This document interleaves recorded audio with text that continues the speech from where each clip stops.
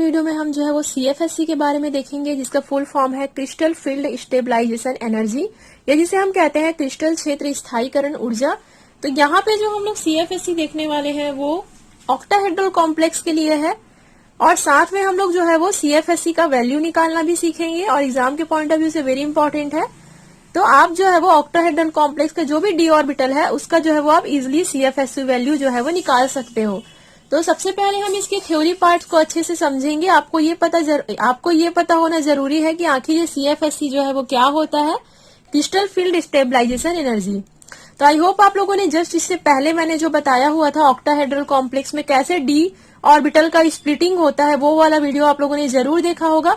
अगर नहीं देखा हुआ है तो BSc third year inorganic chemistry के प्लेलिस्ट में जाकर के आप सारे वीडियो जो है वो लाइन से देख सकते हो, ताकि आपको सब चीज क्लियर रहे। तो चलिए स्टार्ट करते हैं। थोड़ा सा इंट्रोडक्शन मैं यहाँ पे दे देती हूँ।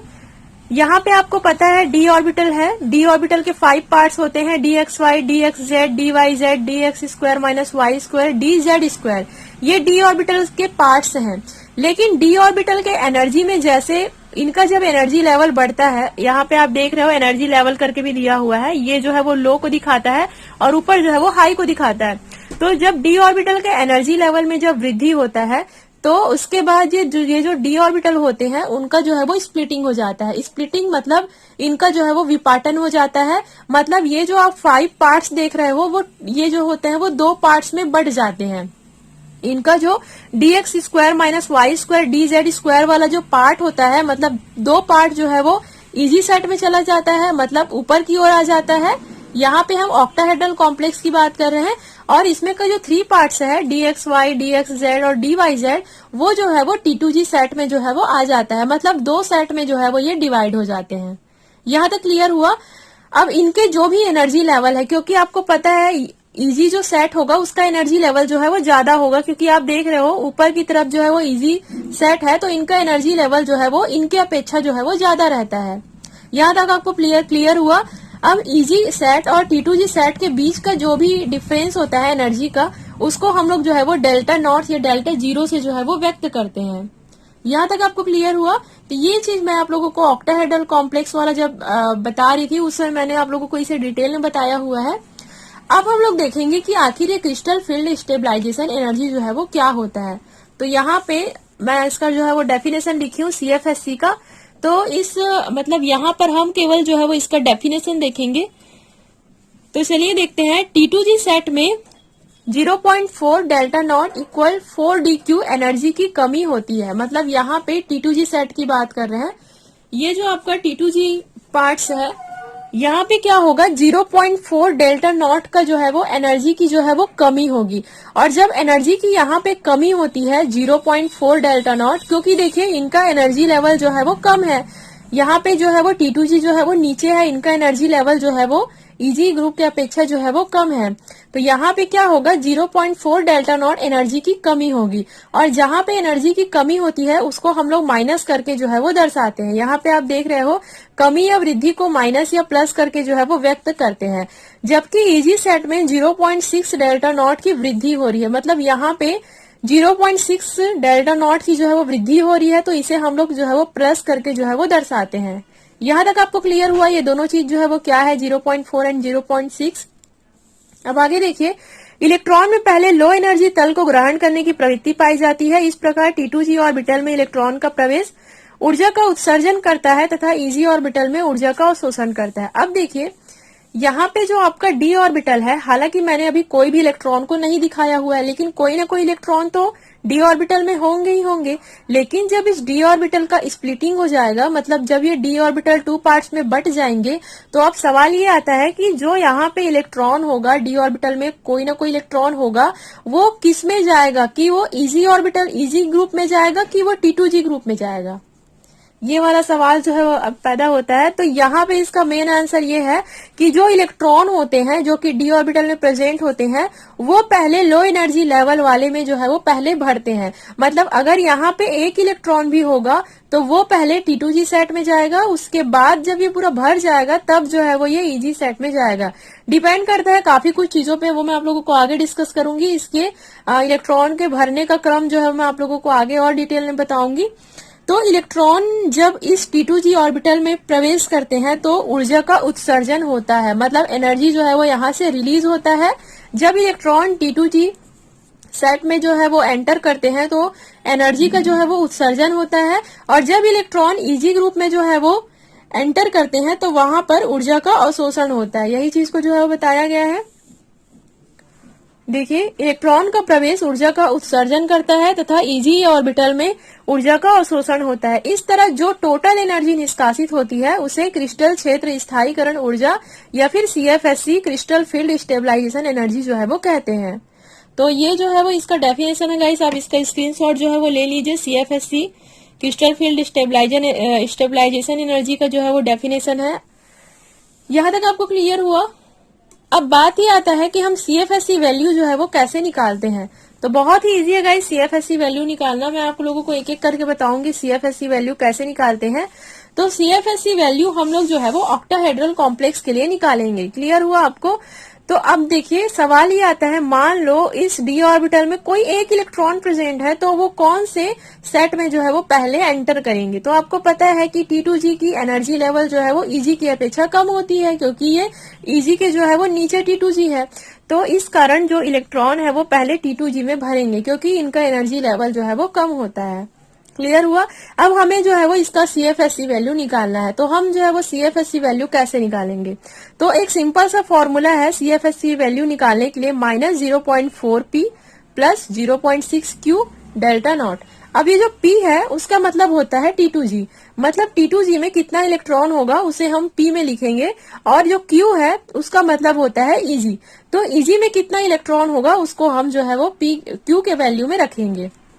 तो यहाँ पे देखिए -0.4, अब P की जगह क्या लिखेंगे? 1, क्योंकि T2G में कितना इलेक्ट्रॉन है? एक इलेक्ट्रॉन है, तो P की जगह हम जो है वो 1 लिख देंगे। 0.6 इंटू Q में कितना है? 0, क्योंकि EG इलेक्ट्रॉन में कोई भी EG ग्रुप में जो है वो कोई भी इलेक्ट्रॉन प्रेजेंट नहीं है, तो EG की जगह हम लोग 0 लिखेंगे। अब हम लोग इसे सॉल्व करते हैं तो -0.4 इंटू 1 इक्वल क्या होगा? -0.4, और प्लस 0.6 इंटू 0 इक्वल क्या हो जाएगा? 0।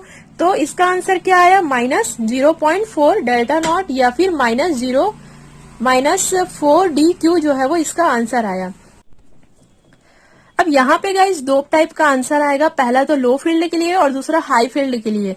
तो लो फील्ड के लिए भी -0.4 ही आंसर आएगा और हाई फील्ड के लिए भी -0.4 ही आंसर आएगा। तो आखिर ये लो फील्ड क्या होता है, हाई फील्ड क्या होता है?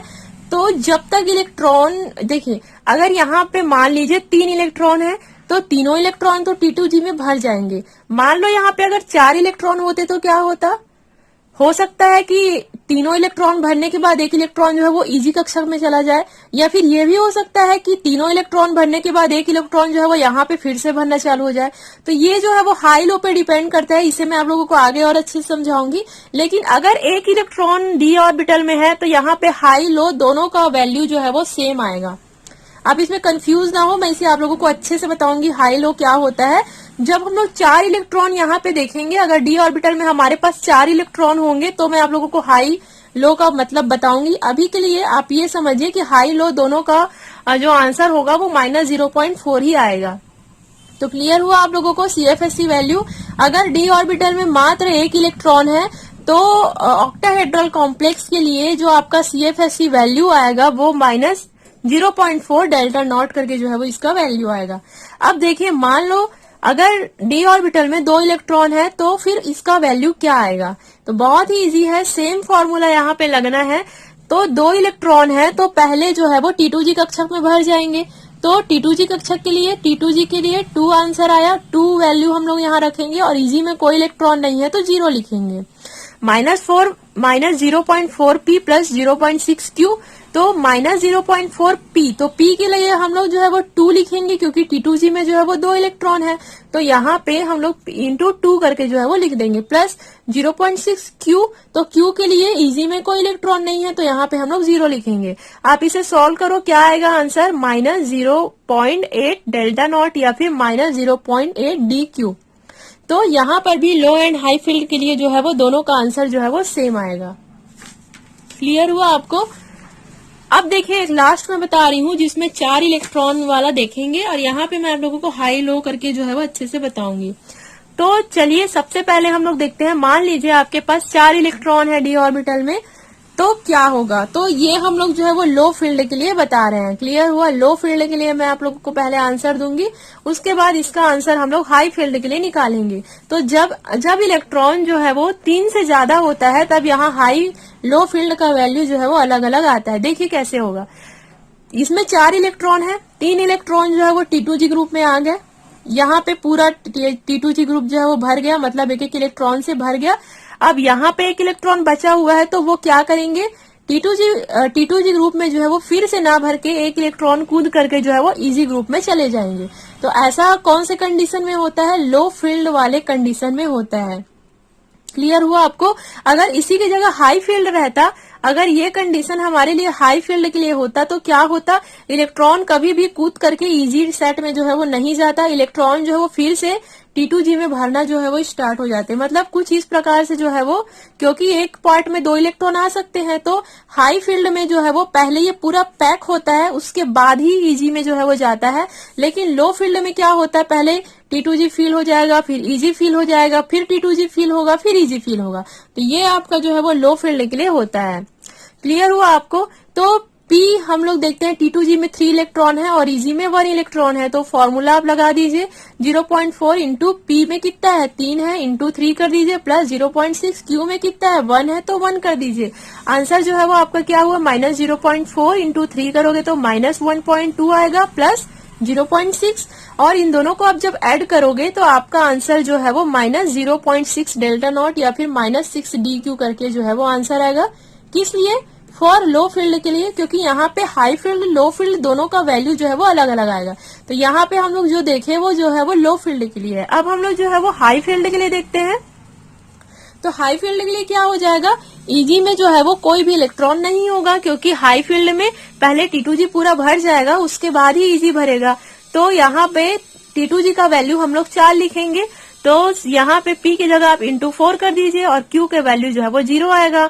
आप इतना को सॉल्व करोगे तो यहाँ पे माइनस 1.6 प्लस 0, तो इसका आंसर जो है वो माइनस 1.6 डेल्टा नॉट करके जो है वो आएगा। एंड ये जो है वो फॉर हाई फील्ड के लिए है। अगर यहाँ पे हाई फील्ड है तो इसका वैल्यू जो है वो माइनस 1.6 डेल्टा नॉट आएगा, और अगर लो फील्ड है तो इसका वैल्यू जो है वो माइनस 0.6 डेल्टा नॉट करके जो है वो इसका वैल्यू आएगा। सो गाइस यहाँ पे स्क्रीन में आप जो है वो देख रहे हो, मैंने पूरा आप लोगों को यहाँ पे वैल्यू दिखाया हुआ है, आप देख सकते हो। अगर ऑर्बिटल में कितने कितने इलेक्ट्रॉन है उसके अकॉर्डिंग पूरा यहाँ पे वैल्यू दिया हुआ है। आप स्क्रीनशॉट ले लीजिए, आपके काम आएगा। आपको ये सब प्रैक्टिस करना है, जो मैंने फॉर्मूला बताया हुआ है आपको सारे ऑर्बिटल्स के लिए, कि कौन से मतलब डी ऑर्बिटल में कितने कितने इलेक्ट्रॉन है, उन सब के लिए आपको CFSE वैल्यू निकालने का जो है वो प्रैक्टिस करना है। तो क्लियर हो गई आपको कैसे कैसे CFSE वैल्यू निकालना है, कैसे कैसे हाई फील्ड और लो फील्ड का वैल्यू अलग अलग आएगा। क्लियर हुआ आपको। तो जब इलेक्ट्रॉन 3 से ज्यादा होंगे तभी हाई फील्ड लो फील्ड का वैल्यू अलग अलग आ सकता है। बाकी अगर 1 इलेक्ट्रॉन है 2 इलेक्ट्रॉन है तो हाई फील्ड लो फील्ड का वैल्यू कभी भी डिफरेंट जो है वो नहीं आएगा। तो क्लियर हुआ गाइस आज का टॉपिक। तो आई होप यू गाइस आज का वीडियो भी आप लोगों को समझ आया होगा। कोई भी डाउट होगा या फिर समझ नहीं आया होगा तो तुरंत नीचे आप कमेंट